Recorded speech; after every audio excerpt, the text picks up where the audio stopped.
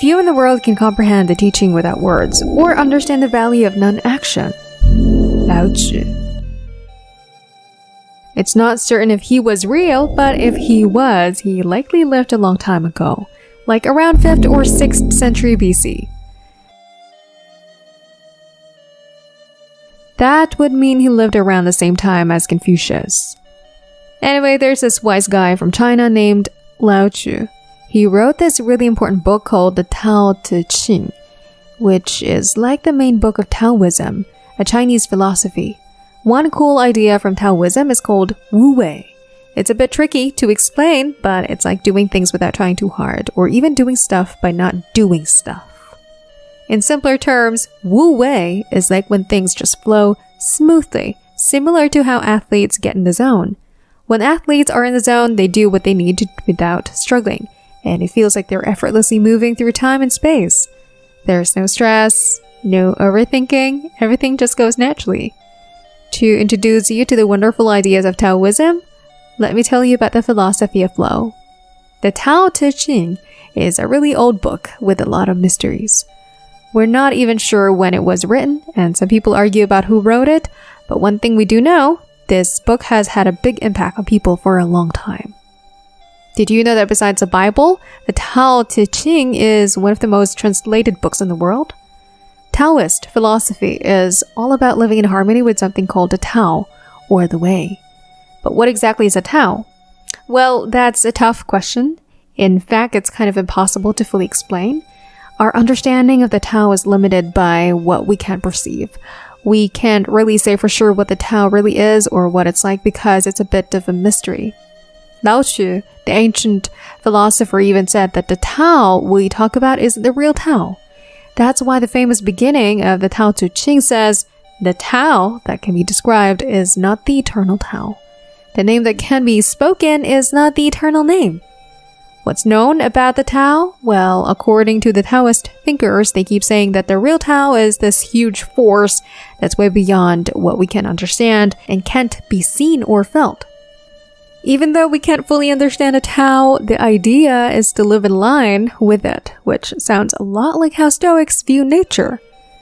So how do we get in sync with the Way? Taoist writings don't really lay out a step-by-step plan for this, but they do talk about finding inner peace, calming our minds, staying humble, and letting go of always trying to control everything. It's about being open to how the universe works. Being calm in the mind doesn't mean we have to sit quietly with our eyes closed necessarily. The Taoists believe that when our minds are calm, we can do things while also being peaceful inside. If we're fully focused on what we're doing right now, our actions will flow smoothly without any problems and we will be very focused. It feels so good. It's like being really, really happy. In the story of his life, Bill Russell, a former basketball player, says, "It felt like everything was moving slowly. Sometimes I could almost feel how the next move will happen and where the next shot would go." In a Taoist story called Zhuangzi, there's a tale about a cook named Ting who works with great focus. Lord Wenhui noticed how skillfully Ting cut up oxen and praised him for it. Ting, however, emphasized that what matters to him is the way, which is more important than skill. When he started cutting oxen, he could only see the ox itself. After 3 years, he stopped seeing the whole ox. Now he relies on his spirit, not his eyes. He lets his spirit guide him, following the natural way, aiming for the big hollows and openings. He moves in harmony with things and never touches the smallest ligament or tendon, let alone a main joint. In this story, the cook's knife is really important. He says good cooks get new knives every year because they use them a lot, but average cooks get new ones every month because they're not so careful. Cook Ting, though, used the same knife for 19 years because he was really good with it. So this story teaches us something important about Taoism. Being gentle is powerful. When we push too hard, we waste energy and might even mess things up. But when we go with the flow, we know when to act and when to chill. It's like finding the perfect balance, not too much, not too little. It's like walking in the middle path between being super stressed and totally bored. This idea of not always doing something goes against what many people in the West believe. We're told to work harder and harder to succeed. But because of this, lots of people struggle with feeling sad, anxious, or having trouble sleeping. Are we pushing ourselves too far? We often think being passive means being lazy, but they're actually different. If we look at nature, sometimes not doing anything is smarter than we think. Results don't always match how much effort we put in. They come from a series of actions. Interestingly, many of these actions happen naturally, and we don't need to do much to guide things in the right direction. Sometimes problems sort themselves out, don't they? Taoism says life is like a river. The river already flows its own way, and when we're in it, we can swim against the current, hold on to a branch, or just go with the flow. Most of the time, we're swimming against the current without even realizing it. Our minds think they have to control everything to survive, but that's kind of self-centered because most things, both inside and outside of us, aren't under our control.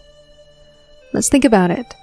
We don't really control what our bodies do, like digesting food, moving blood around, or healing cuts. We can't control other people or what's going to happen in the future. We can't even decide who we fall in love with or find attractive. Things outside our control just happen, sometimes because we're smart about it, but mostly it's just how things naturally go.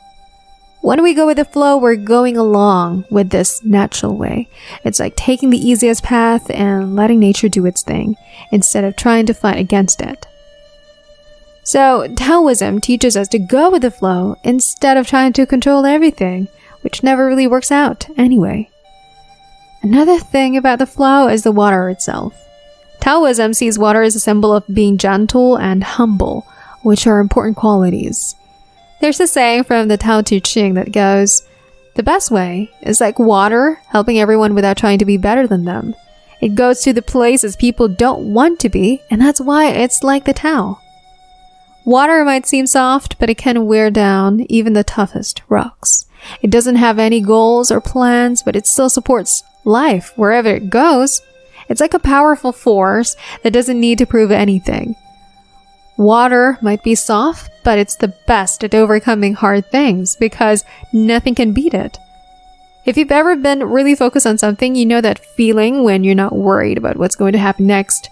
It's like the stoic idea of loving fate, where you accept whatever happens and focus on what's happening right now. Whether you're playing a sport, writing, or just dancing, when you're really focused, you forget about winning or losing or what's happened before. It's just you and what you're doing right now. And the only way to get there is to let go. Letting go means stop fighting against what's happening and just live in the moment without worrying about the past or the future. Thanks for watching.